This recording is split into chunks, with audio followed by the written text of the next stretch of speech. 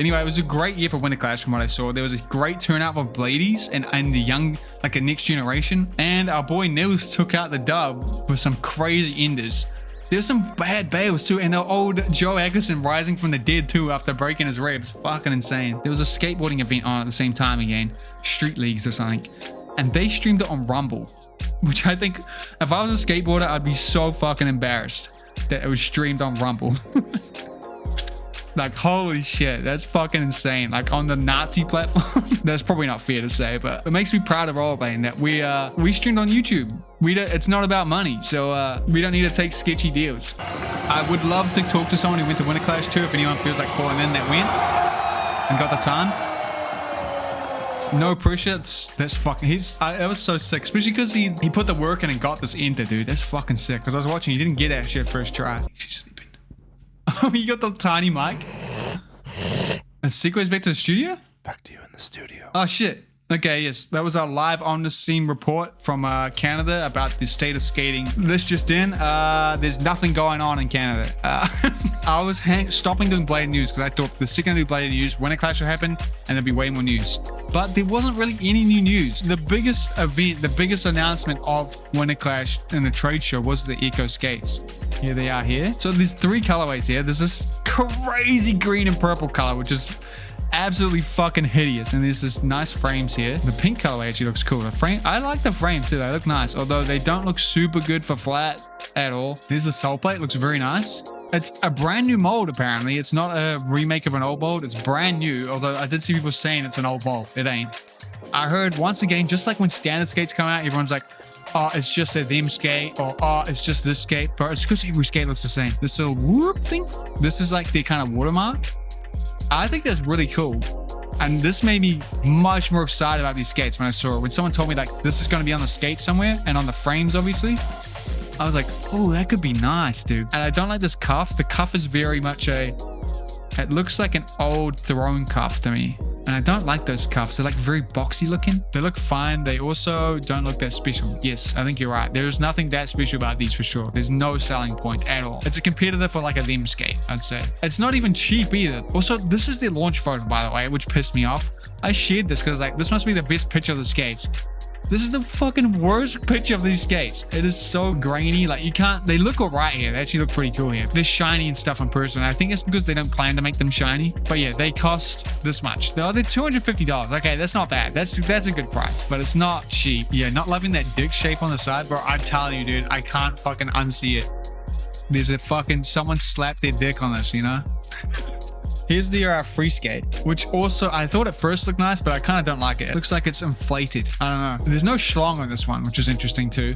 It looks fine though. Apparently there's some cool thing going on with this mounting system. A good look at the new mounting system on Echo Skates has developed for the Freeskate. It slides in from the back and screws feed through the plastic tabs, then the frame into the small T-nut receivers. Okay, so I kind of understand it. So you slide it in the slot and then screw it in. Is that like more secure? And do we need more big wheel mounting points? Honestly, I'm probably wrong about this. The majority of big wheel is like casual, so I think you can get away with never having like fixed frames. I really think you could. I see what you mean. It does look like they took a skate mold and inflated it like a balloon. Are you describing that? Wow, because I don't know. When I look at it, it looks like that, right? It kind of looks like it's got extra bulk, and I can't describe it. I don't know if it's like the matte look. Everything's like bubbly too, you know, like even this is like Windows 7 UI stuff, you know? Even that's not right.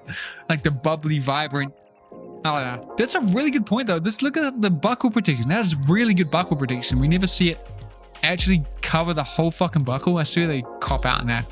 I'm seeing, okay, the skew for do you like the Echo Skates is definitely more on the no right now. I guess that's a hard question for me. Like if I had to say, do I like them?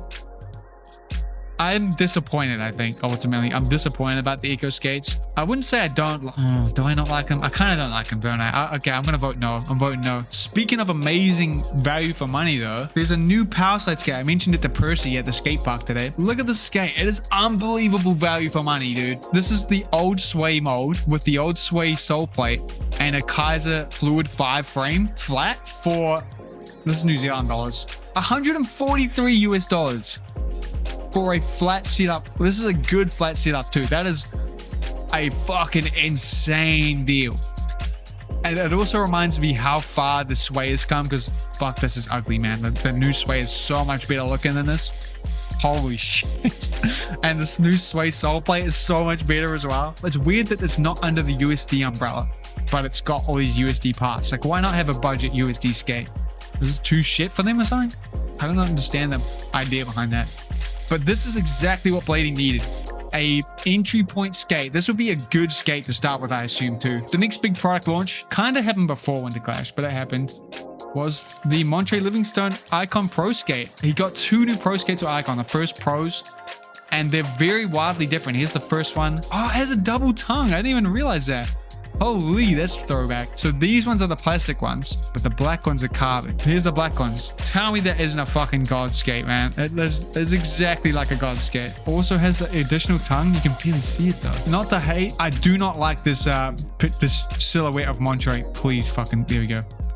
I do not like this. I know it's meant to be like a Jordan. I feel like only Jordans pull off the fucking silhouette. Everything else looks like a bootleg of it. Everything else is fucking sick though. That's just my hater ass, okay? The last time I heard from Montre, he was gutted that I didn't name IQON by name in a video when I talked about the new frames. I just mentioned Justin Thursday.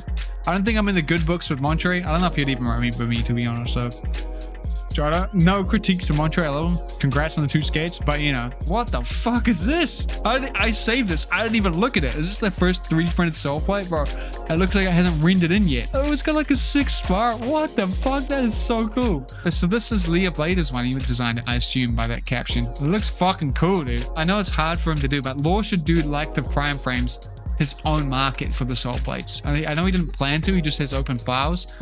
But I think having the market will encourage people to do it more. And I missed these skates, the new Miri Munoz. How did he fucking get this picture? Did they go hire a bus to do this? Does he know a bus driver?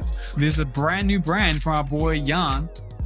He launched a brand new company called Dream Urethane. Here's the logo. Look at this team though. We got the fucking sickest team here. We have Michael Kraft, who I fucking love Michael Kraft. One of my favorite people on the jumbo scene. Very creative skating. It seemed like he'd be a great dude to skate with. Then we got the man, the myth, the legend, Be Free, who I haven't seen much of recently, but great guy, solid skater. A person you'd want to be on a skate team with. And then after that, we have Matty Schrock. I don't know much about Matty Schrock, I'm not gonna lie, but I saw him skating in here. He was killing it. So good choice. And then next to him, we have Andrew Broom, who's the fucking man. Then they have the amateur team, which is fucking sick because there's a bunch of women in it. I don't know any of them though, I think. I know Julia. We know Chi, Julia, Nay, Taylor. I know Victoria too. Victoria fucking shreds hard. She's so good. This is why they're on the pro team. They already all have pro wheels. I didn't even fucking realize that. It's a Michael Kraft pro wheel, which will be his first pro wheel, right? Congrats. They all have a pro wheel. Look at them. This is sick. Andrew Broom. Well, see, I get red-eye vibes from Andrew Broom. This tease looks very nice. And then we get the Brian Freeman wheel. We got a beanie, some pins, and some stickers. They have this edit here. Definitely recommend watching it. It's cool. Very solid launch. Props to Jan. He's done a great job with it so far. There's a new Richie Eisler Aeon that came out too. What do we think of this skate? What do we think? Skinned Aeon 60, red highlights, white. Beautiful red wheels. That's way more orange, and it looks like 2 different shades of orange. What's been the biggest year for rollerblades? 2024 to 2001. Okay, there's one unofficial way to check that. I'll show you. We'll do it. So this is percentage of like people searching in it over time. So this is at 100 means it's an all-time peak, like the most people have ever talked about it. And this like 25% of the peak. It means this graph can look the same for every kind of trend, depending if you have millions of searches or just 10, you know? This is 2019, dude. Look at this fucking boost here. This is 2021, which is their all-time peak, I think. And then right now, there's no fucking... I'm in the way, but there is no peak right now in interest on Google, which is definitely somewhat of a sign, I would say. But according to shops, according to the amount of fucking aggressive brands we have right now, I would say we're in a very good spot right now. I think we're still going up. We missed one new product that wasn't really Winterclash related. This picture's not even in focus, Leah. Anyway, these skates here, my favorite Roces of all time is the Joe Atkinson, my first ever pair. And it's similar to that, but I do think the Joe Atkinsons are better. Oh, is this the first one they're selling with the new frame? I didn't really notice that, but yeah, that's the new frame. And I did notice that they made this new frame, but they still keep selling the old frames on skates. So here's the, I guess, the sample of the small standard. It's the extra small, sorry. You know, after seeing the Ecco skate, it makes you really appreciate the decals on a fucking standard skate, dude. Like, look at the fucking difference, dude. Like, look, so we got these, not like a line here, and a line here. And then on these, we have a massive dick print. We have a line here, another weird little divot. And then on the front, which I'm blocking right now, this is cool. I do like this. I wish it was in the back though. Oh yeah, there was a Nils fifth. You're right. Is that new? Wait, the purple part has a glitter effect apparently. Has anyone seen this in person? It's impossible to put in a picture, but the purple part of the boot is an amazing glitter effect. It looks awesome. No, there's one more. I forgot. The Kizer Soul Frame, which was shown off last year. It was shown off last year at Winterclash. That's how long it's been. It's still not out. And here it is here. And it now has a shock absorber, which I find, was it the shock absorber or is it just a converter so you can fit non-flat heel skates? Shout out to Jace again. He's carrying the behind the scenes look for us. It's the suspension one. It doesn't have to be suspension. Kizer Soul Frame. I love this new trend of soul frames. I think there's a huge advantage to doing a soul frame. I think you get a more responsive skate with that kind of setup. That's my theory. I'm not too sure about that. Did we talk about the scooter wheel company making inline wheels? I heard something about that. If you're a scooter company that came to Winterclash, I think you care enough about blading. If you're at Winterclash. Or like a wheel with bearing? A full set with bearings. 25. How much is that? $25? Wow. That's a fucking bargain. 60 mil. These look much bigger than 60 mil. A middle core wheel for like the price of a normal wheel is fucking insane. Or have wheel companies just been rinsing us for years? Is that what's happening? We gotta start complaining about scooter kids because they're making our wheels cheaper. Yeah, I had my #1 video is hating on scooter kids. One day I'll beat it, I swear. But just skate at 7 AM. Never have any problem with scooter kids again. We love scooter kids. Also, they've kept razors around, dude.